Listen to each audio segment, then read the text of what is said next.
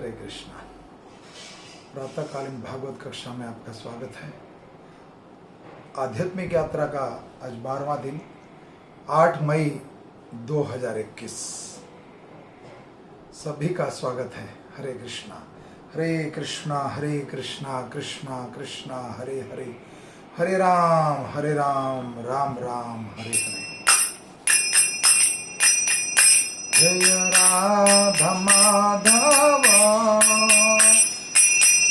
कुंज बिहारी, जय राधा माधव कुंज बिहारी, जय गोपी जन वल्लभ गिरवरधारी, जय गोपी जन वल्लभ गिरवरधारी, यशोदानंदन ब्रज जन रंजन, यशोदानंदन ब्रज जन रंजन, यमुना तीरा वनचारी, यमुना तीरा वनचारी, जय राधा माधव कुंज बिहारी, गोपी जन वल्लभ गिरवरधारी, यशोदानंदन ब्रज जन रंजन, यशोदानंदन ब्रज जन रंजन, यमुना तीरा वनचारी, यमुना तीरा वनचारी। हरे कृष्णा कृष्णा कृष्णा हरे हरे, हरे राम राम राम हरे हरे, हरे कृष्णा कृष्णा कृष्णा हरे हरे, हरे राम राम राम हरे हरे, हरे कृष्णा कृष्णा कृष्णा हरे हरे, हरे राम राम राम हरे हरे, हरे कृष्णा कृष्णा कृष्णा हरे हरे, हरे राम राम राम हरे हरे। जय वृंदावन धाम, वृंदावन धाम, जय वृंदावन धाम, जय वृंदावन धाम, वृंदावन धाम, जय वृंदावन, जय राधा श्याम सुंदर राधा सुंदर राधे, जय राधा सुंदर राधा श्याम सुंदर राधे, जय कृष्ण बलराम कृष्ण बलराम, जय गौरानिताय जय गौरानिताय, जय राधा गोपीनाथ राधे, जय राधा मदन मोहन राधे, जय राधा माधव जय राधा गोविंदेव जय राधा राधिका रमन जय राधा पार्थ सारथी राधे, जय राधा गोविंदेव राधे, जय राधे श्याम राधे श्याम, जय राधे श्याम, जय सीताराम लक्ष्मण हनुमान सीताराम, लक्ष्मण हनुमान जय जगन्नाथ जगन्नाथ जय बलदेव सुभद्रा जय जय श्रील प्रभुपाद प्रभुपाद प्रभुपाद जय जय गुरुदेव गुरुदेव गुरुदेव निताई गौर प्रेमानंदन हरि हरि बोल। जयो विष्णुपाद परम हंस परिवाजकाचार्य अभय चरण बिंद भक्ति वेदांत स्वामी श्रील प्रभुपाद की जय। स्कॉन फोंडाचार्य जगत गुरु श्रील प्रभुपाद की जय। जयो विष्णुपाद परम हंस परिवाजकाचार्य भक्ति सिद्धांत सरस्वती गोस्वामी ठाकुर श्रील प्रभुपाद की जय। नामाचार्य श्री हरिदास ठाकुर प्रेम से कहो जय श्री कृष्ण चैतन्य प्रभु नित्यानंद श्री अद्वैत गदाधर श्रीवासादि गौर भक्त बिंद की जय। श्री श्री राधा कृष्ण गोपीनाथ श्याम कुंड राधा कुंड गिरी गोवर्धन धाम गंगामयी यमुनामयी नवदीप मायापुर धाम की जय। पुरुषोत्तम क्षेत्र जगन्नाथपुर धाम जगन्नाथ बलदेव सुभद्रा महारानी की जय। रुक्मणी द्वारिकाधीश की जय। बद्रीनाथपुरी धाम की जय। सीताराम लक्ष्मण लाल हनुमान अयोध्यापुरी धाम रामेश्वरपुरी धाम की जय। ब्रजमंडल 84 कोसी धाम की जय। चित्रकूटपुरी धाम की जय। द्वादशी महामहोत्सव की जय। आने वाली अक्षय तिथिया चंदन यात्रा महामहोत्सव की जय। आने वाली सीता नवमी महामहोत्सव की जय। आने वाली नरसिंह चतुर्दशी महामहोत्सव की जय। निताई गौर प्रेमानंदन हरि हरि बोल हरि हरि बोल। ओम नमो भगवते वासुदेवाय। ओम नमो भगवते वासुदेवाय। ओम नमो भगवते वासुदेवाय। ओम नमो भगवते वासुदेवाय। नारायणं नमस्कृत्यं नरं चैव नरोत्तमं देवीं सरस्वती व्यासं ततो जयमुदीरयं। नष्टप्रायं सुभद्रेषु नित्यं भागवतं सेवया भगवते उत्तम श्लोके भक्तिर्भवति नैष्टकी। कृष्णाय वासुदेवाय देवकी नंदनंदनाय च नंदगोपकुमाराय गोविंदाय नमो नमो। हरे कृष्णा।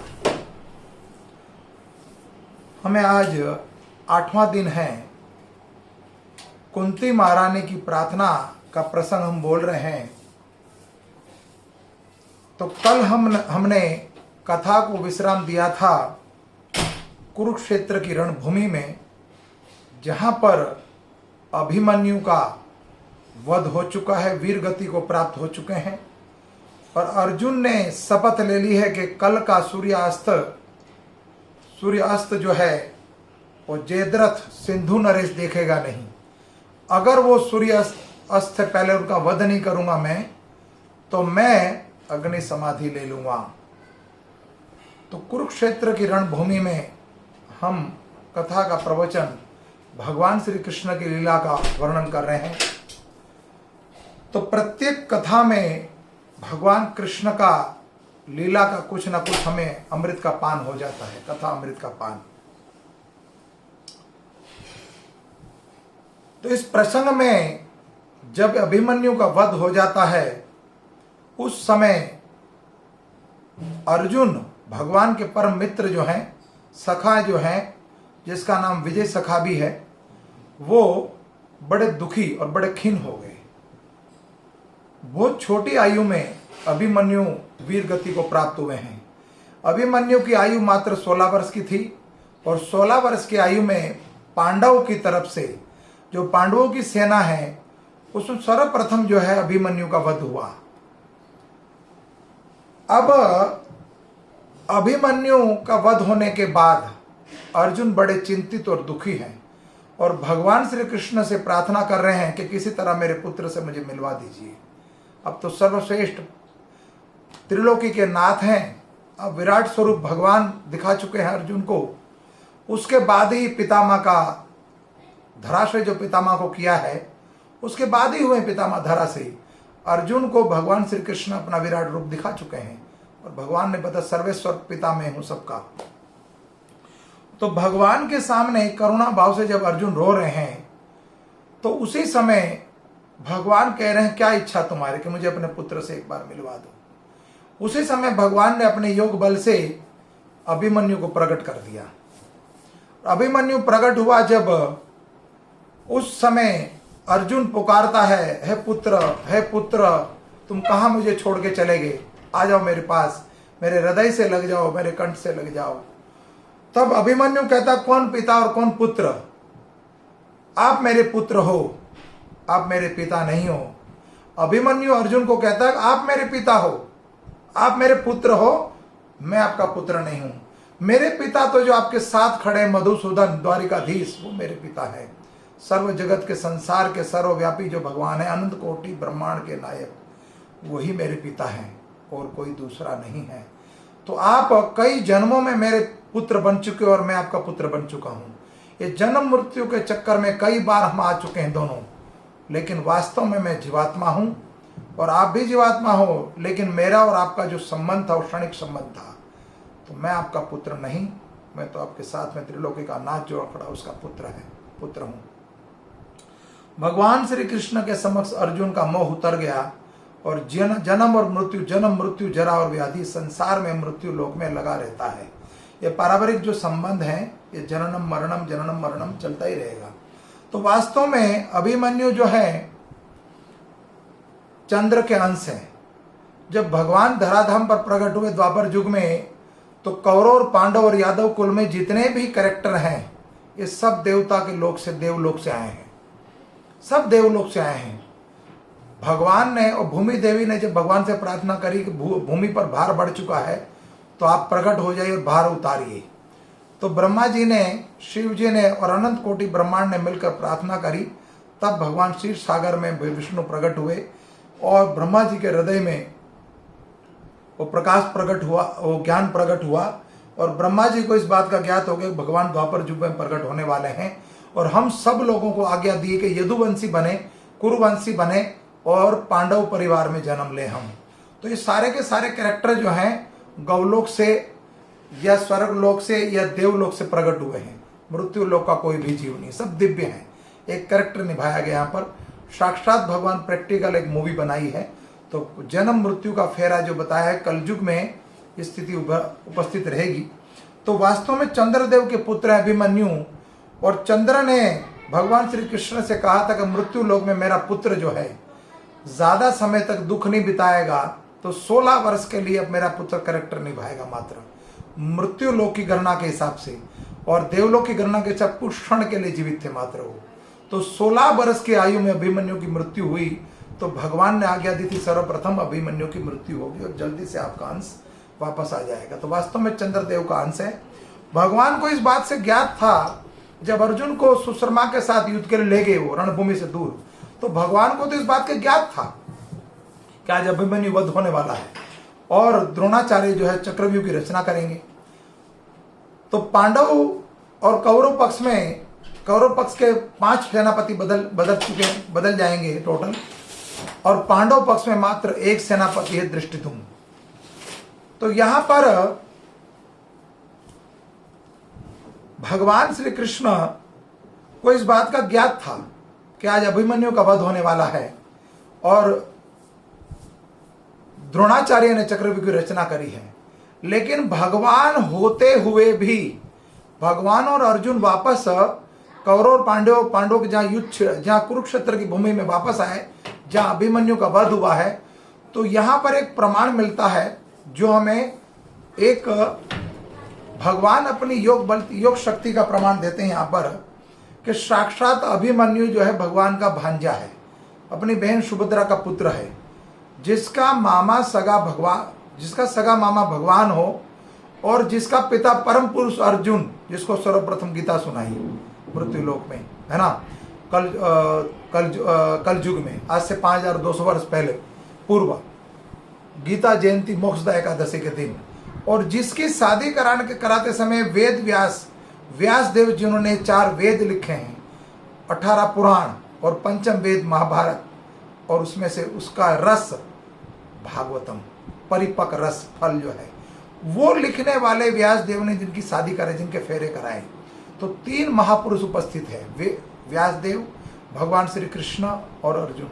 ये सब कुछ चाहते हुए भी अभिमन्यु को नहीं बचा पाए। तो काल चक्र को भगवान भी नहीं रोक सकते, जिसकी लिखी हो। आज के समय में हम देख रहे हैं कई लोग समय से पहले जा रहे हैं, तो हमें पूर्व जन्म की किसी के बारे में, जीवन के बारे में, जीवन शैली के बारे में नहीं पता, भूत भविष्य वर्तमान, ये तो भगवान सर्वव्यापी, भगवान सब कुछ जानते हैं, तीनों काल को हम नहीं जानते। तो यहाँ पर उपस्थित ये प्रमाण हुआ कि भगवान चाहते हुए भी उनको नहीं बचा पाए। और आज के समय में अगर हम किसी तांत्रिक के पास चले जाएं कि हमारे घर में ऐसी पीड़ा हुई है और कोई व्यक्ति बीमार है, उसको बचा लो, तो कोई ना कोई मंत्र बता देगा झूठ मूठ का कि जाओ ये मंत्र जपो या फलाना ढिमकाना कोई चीज़ कर लो, उसका जान बच जाएगी। नहीं होने वाला ऐसा कुछ। जब भगवान अपने भांजे को नहीं बचा पाए, अर्जुन और व्यासदेव, तो फिर हम तो क्या हैं। आगे की कथा में वर्णन आता है, इस युद्ध में अभिमन्यु के वध के बाद जयद्रथ वध निश्चित था। अगले दिन सूर्यास्त से पहले जयद्रथ का वध करना था। तो भगवान श्री कृष्ण भी अपने भक्तों की परीक्षा लेते हैं। युद्ध स्थल में अर्जुन को लेकर पुनः फिर अगले दिन सुबह फिर युद्ध प्रारंभ हुआ। और युद्ध लड़ते लड़ते जब शपथ ले ली, प्रतिज्ञा ली थी अर्जुन ने, तो व्यक्ति को कभी भी, अर्जुन को भगवान सिखा रहे हैं कि कभी भी जोश में होश नहीं खोना चाहिए। अर्जुन जोश में आ गए और प्रतिज्ञा ले ली, तो भगवान लीला करी। लीला क्या करी, उसका अर्जुन का जो ध्यान था युद्ध में कम था और सूर्यास्त की तरफ बार बार ध्यान जा रहा था उनका कि कब सूर्यास्त हो जाएगा। और मैंने तो शपथ ली अग्नि समाधि लेने की, तो अगर मैं जयद्रथ को नहीं मार पाया तो मुझे अग्नि समाधि लेनी पड़ेगी। तो टेंशन में आ गए, चिंता बढ़ गई। तो आज के समय में ठीक ऐसा ही है। अगर हरि भजन करोगे, हरि तुम्हारे साथ है, नारायण साक्षात तब उनके साथ हैं, तो फिर किस बात की टेंशन है। तो भगवान उस बात से अवगत करने जा रहे हैं कि तुम चिंता मत करो, मैं तुम्हारे साथ हूँ। लेकिन भगवान भी लीलाधारी है।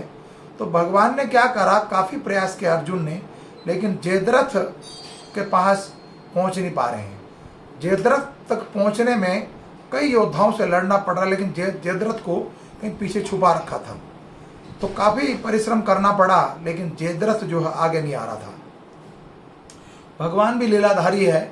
भगवान ने लीला दिखाई। सूर्यास्त मात्र भगवान के नेत्र सूर्यदेव की तरफ हुआ और सूर्य ढक गया बादलों से। अर्जुन को यह पता लग गया कि सूर्यास्त हो गया, अब मेरी मृत्यु निश्चित है। तो हताश होकर बैठ गए वो।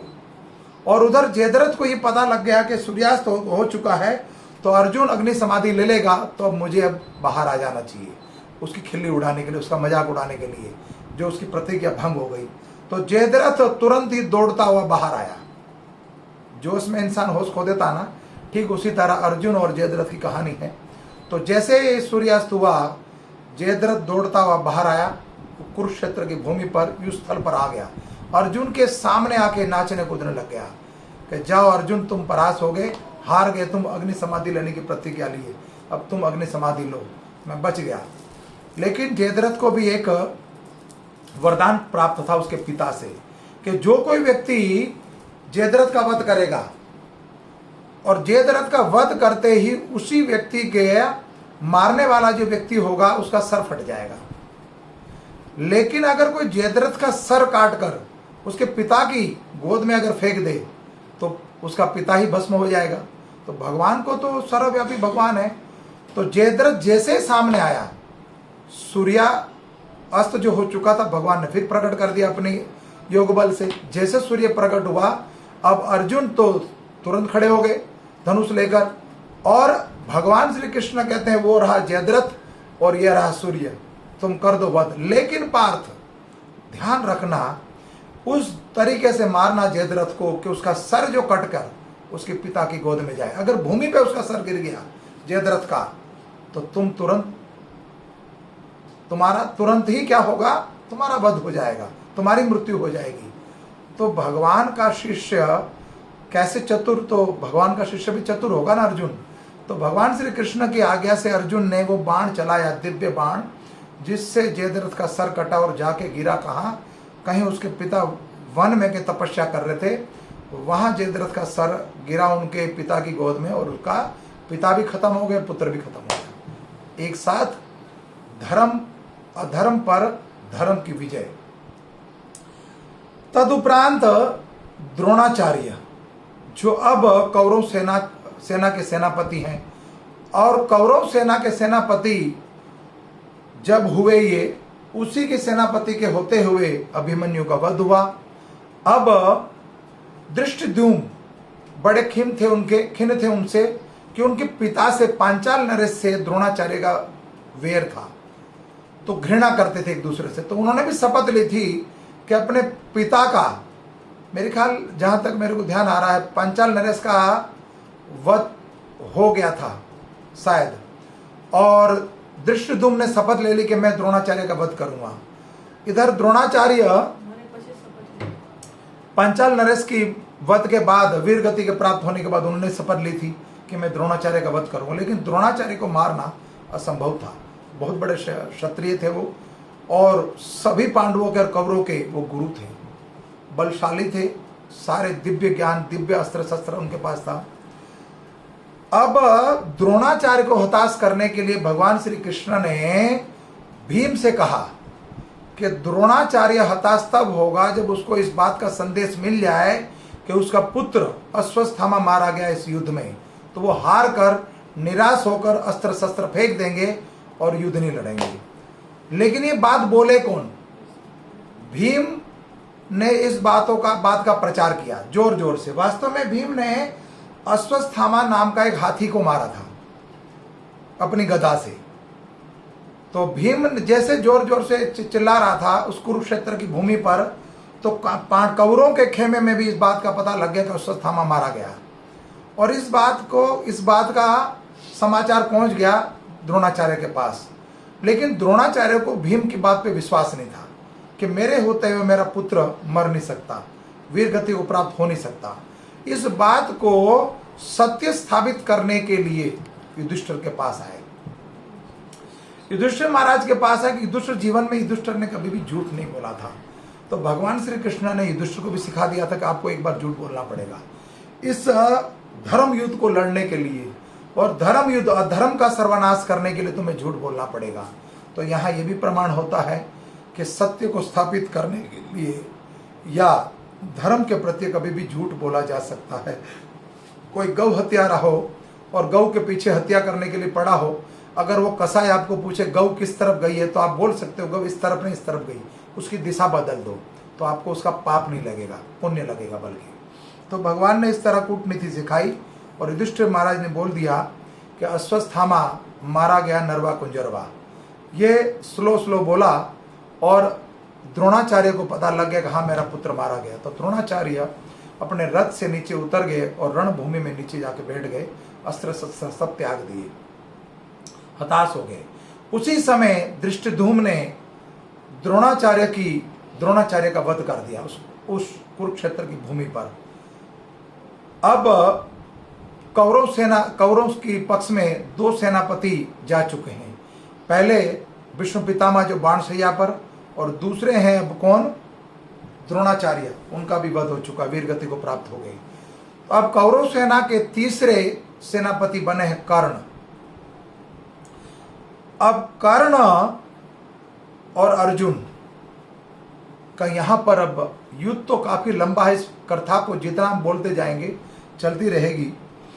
अब कर्ण की भी शपथ है कि अर्जुन का वध करेगा, और अर्जुन की शपथ है जो कुरु सभा में द्रौपदी को असभ्य शब्द बोले थे, जो वो शब्द आज भी याद थे, उसके कानों में, अर्जुन के कान में गूंज रहे थे।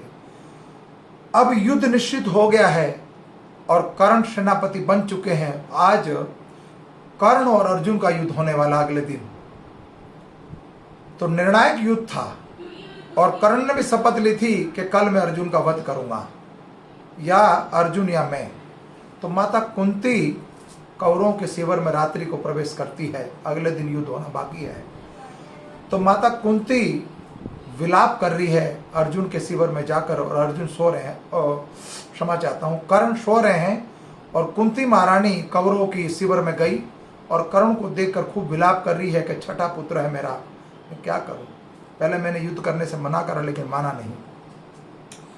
तो यहां पर अर्जुन का कर्ण के सामने माता कुंती विलाप करती हुई, रोती हुई, बिलखती हुई कह रही है, हे पुत्र, मैं चाहती हूं कि कल अर्जुन और तुम्हारा जो युद्ध होगा, मैं तुम दोनों में से किसी को नहीं खोना चाहती, मैं तुम दोनों में से किसी को नहीं खोना चाहती।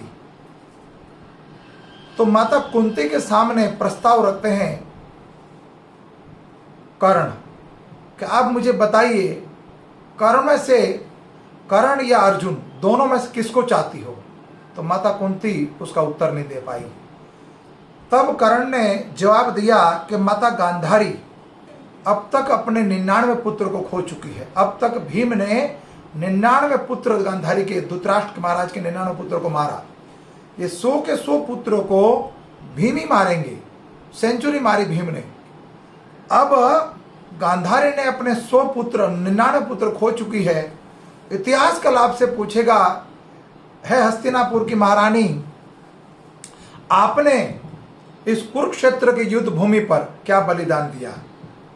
तो आपका भी हक बनता है कि अपने एक पुत्र का बलिदान दीजिए आप इस रणभूमि में। तो कल मैं नहीं चाहता कि इतिहास आपको इस बात का आपके ऊपर लालचन लगाए कि कुंती महारानी ने कुछ भी गवाया नहीं। ये विलाप करती हुई माता कुंती यहां से फिर पुनः चली गई। और यहां पर कर्ण को इस युद्ध भूमि में 2 श्राप थे। एक बार कर्ण जंगल आखट के लिए गए थे, वन में आखट के लिए, और शब्द भेदी बाण जब उन्होंने मारा तो एक ब्राह्मण की गौ के बछड़े का वध हो गया अज्ञानता पूर्वक। तो ब्राह्मण बड़ा क्रोधित हो गया और कर्ण को श्राप देने के लिए तैयार हो गए। तो कर्ण कहते हैं, ब्राह्मण देवता मुझे श्राप मत दीजिए। तब ब्राह्मण कहता, ठीक है मैं आपको श्राप नहीं देता हूं, अब मेरे बछड़े को जीवित कर दो। तो वह संभव था। फिर ब्राह्मण देवता ने श्राप दिया कि जिस समय तुम महत्वपूर्ण कोई युद्ध लड़ रहे होंगे उस समय भूमि तुम्हारा रथ जो होगा तुम्हारे रथ को निगल लेगी। भूमि जो है तुम्हारे रथ के पहियों को निगल लेगी या रथ को निगल लेगी, तो तुम युद्ध नहीं लड़ पाओगे। अब एक श्राप तो यह था ब्राह्मण का। दूसरा श्राप परशुराम का था, जो उनके गुरु हैं। वहां पर उन्होंने जब उनसे शिक्षा ली, शिक्षा ग्रहण करी, शिष्य बने, तब उन्होंने झूठ बोला कि मैं शूद्र हूं, शूद्र पुत्र हूं, मैं क्षत्रिय नहीं हूं। परशुराम जी किसी क्षत्रिय को ये शिक्षा नहीं देना चाहते थे। परशुराम की कथा तो आप जानते ही हो सब। परशुराम इस संसार में 36 बार क्षत्रियों का संहार कर चुके हैं। जब महाप्रलय आएगा तब तो भगवान प्रकट होंगे, लेकिन जब पृथ्वी पे पाप बढ़ता है, भार बढ़ता है, तो भगवान का प्रागट्य का समय नहीं होता, लेकिन परशुराम तो प्रकट हो सकता है ना। परशुराम जी ने 36 बार क्षत्रियों का संहार किया। तो क्षत्रियों को किसी को भी ये अपना चेला नहीं बनाना चाहते थे, शिष्य नहीं बनाना चाहते थे। इसलिए भगवान परशुराम ने श्राप दिया कि जिस समय तुम कोई महत्वपूर्ण युद्ध लड़ोगे, जो मैंने तुम्हें दिव्यास्त्र दिए हैं या दिव्य ज्ञान दिया है, सब लुप्त हो जाएगा। तुम्हारे किसी काम तुम्हें दिव्य अस्त्र शस्त्र जो मैंने बताया, ब्रह्मास्त्र इत्यादि जो भी है, किसी काम नहीं आएगा, सब विफल हो जाएंगे। अगले दिन भोर में अर्जुन और कर्ण का युद्ध प्रारंभ होता है और कर्ण अर्जुन के समक्ष हैं। और कर्ण ने कई योद्धा को हताश कर दिया। युधिष्ठिर महाराज, भीम, नकुल, सहदेव, धृष्टद्युम्न, जितने भी उनके सामने आए, बहुत बड़े सूरवीर थे, बहुत बड़े योद्धा थे। वो उसको हराने की मात्र 3 व्यक्ति हरा सकते थे, या तो भीष्म पितामह, या महादेव, या अर्जुन। उसके अलावा इस संसार पे कोई योद्धा नहीं था। वो सब पे भारी पड़ रहे थे। अर्जुन के सामने आए तो काफी समय तक युद्ध हुआ दोनों के बीच में। लेकिन अर्जुन भी धीरे धीरे हताश होते जा रहे हैं। तो भगवान श्री कृष्ण कहते हैं इनको दिव्यास्त्र, ये जो योद्धा है ये दिव्यास्त्र के योग्य है, तो दिव्यास्त्र चलाओ। अर्जुन ने ब्रह्मास्त्र को निकाला, उधर से कर्ण भी ब्रह्मास्त्र की प्रयास करता है। वो जो विष्णु परशुराम जी का जो श्राप था, तो ब्रह्मास्त्र का आवाहन तो किया अर्जुन ने, लेकिन ब्रह्मास्त्र आ नहीं रहा है, वो सारा ज्ञान विफल हो गया। परशुराम जी का श्राप था। तो यहां से एक सिद्धांत प्रस्तुत होता है कि पहले के समय में गुरु या माता या पिता के आशीर्वाद या उनके श्राप वो विफल नहीं सफल होते थे। जैसे विष्णु पितामह ने द्रौपदी को अखिल सौभाग्यवती का वरदान दिया, सफल हो गया, है ना। इधर से परशुराम जी ने श्राप दिया था कि तुम विफल हो जाओगे, तो कोई ब्रह्मास्त्र कोई दिव्यास्त्र आ नहीं रहा है। और उसी समय उनका रथ जो है जमीन में धंस गया। अब अर्जुन के समक्ष जब कर्ण कहते हैं, है अर्जुन, है पांडुपुत्र, रुक जाओ, अभी मैं नियत था हूं, मेरा रथ जो है जमीन में धंस गया, उसको मैं निकालने जा रहा हूं। जैसे ही कर्ण जमीन रथ से नीचे उतरे, उस रथ के पहिए को, चक्के को जब बाहर निकाल रहे थे, उसी समय भगवान कहते हैं ब्रह्मास्त्र चलाओ, अस्त्र चलाओ अर्जुन को। अर्जुन कहते हैं ये तो नियत था है, और युद्ध के नियमों के अनुसार इस पे नियत था, किसी योद्धा पे अस्त्र चलाना, अस्त्र शस्त्र चलाना अपराध है, और रथ पे भी नहीं है वो। तब भगवान श्री कृष्ण कहते हैं कर्ण ने कौन से नियमों का पालन करा है, कौन सी सभ्यता का पालन करा है। कुरु सभा को याद करो, जिस समय पांचाली के वस्त्र हरण हो रहा था, उसी समय इस सूत पुत्र कर्ण ने कहा था द्रौपदी को वेश्या, 5 पति वाली को वेश्या बोला था, अशभ्य शब्द बोला था। और अभी 4 दिन पहले की बात तुम भूल गए हो, अभिमन्यु का वध हुआ, तो उसमें भी दुर्योधन के हर पाप का भागीदार है कर्ण। इसीलिए कोई नियम का तुम पालन मत करो, मैं तुम्हें आज्ञा देता हूं, अर्जुन तुम इसका वध करो। मैं तुम्हें पहले ही कह चुका हूं, तुम मात्र निमित्त हो, बाकी सर्व कारणों का कारण तो मैं हूं। उसी समय भगवान की आज्ञा से अर्जुन ने अपने तुनीर से बाण निकाला और धनुष गांडी पर चढ़ाया और ब्रह्मास्त्र का समाधान कर दिया, और कर्ण का वध हो गया। तो कौरव और पांडवों के युद्ध में अब तीसरे सेनापति कौरवों के जा चुके हैं। अब बनेंगे चौथे सेनापति, कौन है? मद्र नरेश। तो यहां वर्णन आता, कृष्ण कथा बड़ी मधुर है, ये कैसे प्राप्त होती है। वर्णन है भागवतम के 1 लाख श्लोक थे, 1 करोड़ श्लोक थे, लेकिन ये प्राप्त कैसे होगा, ये प्राप्त कैसे हो सकता है? ये संसार जो है ये दावानल है, हर जगह आग लगी हुई है, हर जगह जन्म मृत्यु जरा और व्याधि, कलह के अलावा इस मृत्यु लोक में कुछ नहीं है, जन्म मृत्यु और जरा और व्याधि। तो यहां पर यह सिद्धांत प्रस्तुत होता है कि कृष्ण कथा कैसे प्राप्त हो, जो सुख का अनुभव, आनंद का अनुभव कैसे हो। तो भगवान श्री कृष्ण ने सर्वप्रथम इस भागवत दिव्य ज्ञान जो है ब्रह्मा जी को दिया। 1 करोड़ श्लोक थे। तो ब्रह्मा जी ने अपने पुत्र नारद मुनि को यह ज्ञान दिया, और नारद मुनि ने अपने शिष्य वेद व्यास जी को दिया। वेद व्यास जी ने अपने पुत्र सुखदेव गोस्वामी को, और सुखदेव गोस्वामी ने परीक्षित महाराज को। लेकिन ये ज्ञान जो 1 करोड़ श्लोक थे, जो आज 18,000 श्लोक हैं, ये वेद व्यास की कृपा से कि कलयुग का जीव जड़ बुद्धि वाला होगा, क्षणिक भी बात, कल की बात हमें याद नहीं रहेगी। तो 4 वेद उसमें से प्रकट हुए, पंचम वेद महाभारत, और 18 पुराण प्रकट हुए, और सभी का निचोड़ निकाल दिया परिपक्व फल भागवतम। और मनुष्य देह प्राप्त हुआ मनुष्य को। क्यों? ये मनुष्य देव एक नौका है, इस भव सागर को पार करने के लिए नौका है ये। और नौका तो मिल गई, ये शरीर जो है एक नौका है। जब किसी भव सागर को पार करना होता तो कांट की लकड़ी होती ना, उससे नाव बनती है। उसी तरह ये मृत्यु लोक में हमें जो शरीर मिला है ये नौका के समान है। लेकिन नौका तो मिल गया, लेकिन नौका को चलाने वाला कौन होगा? नाविक। नाविक भी चाहिए ना, तो नाविक कैसे प्राप्त होगा? गुरु। गुरु हमें कृष्ण कथा का, अमृत का पान करा सकता है। तो संसार में हर जगह आग धधक रही है, तो यहां पर गुरु अष्टक में वर्णन है। एक ही श्लोक का मैं वर्णन करूंगा। संसार दावा नल्ली ढलोका त्रणाय कारुण्या धना धनात्वा प्रतस्य कल्याण गुणानवश्या वंदे गुरु श्री चरणारविंदम। तो गुरु महाराज से मैं प्रार्थना कर रहा हूं, संसार दावानल। दावानल माने वन। वन में जब आग लगती है तो कौन बचाएगा? तो गुरु। इस संसार में हर जगह आग लगी हुई है, किसी ना किसी प्रकार की, प्राकृतिक, सांसारिक, सामाजिक या पारिवारिक, किसी ना किसी तरह का दुख सबको लगा हुआ है। तो गुरु के माध्यम से हम भगवत प्राप्ति, गुरु अगर मिल जाए तो मृत्यु लोक में जो शरीर प्राप्त हुआ तो भव सागर को पार करा सकता है।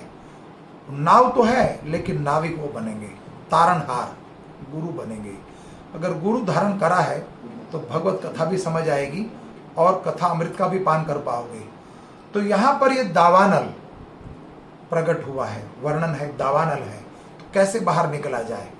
तो इस संसार में जब भगवान श्री कृष्ण को दिव्य ज्ञान कृष्ण ने अर्जुन को दिया, ये दिव्य ज्ञान, तो दिव्य ज्ञान देते देते भगवान ने जब विराट स्वरूप दिखाया अपना 11वें अध्याय में, तो रुद्र रूप प्रकट कर लिया भगवान ने। जब हम नेचर के खिलाफ, प्रकृति के खिलाफ कुछ कार्य करेंगे तो भगवान रुष्ट हो जाते हैं।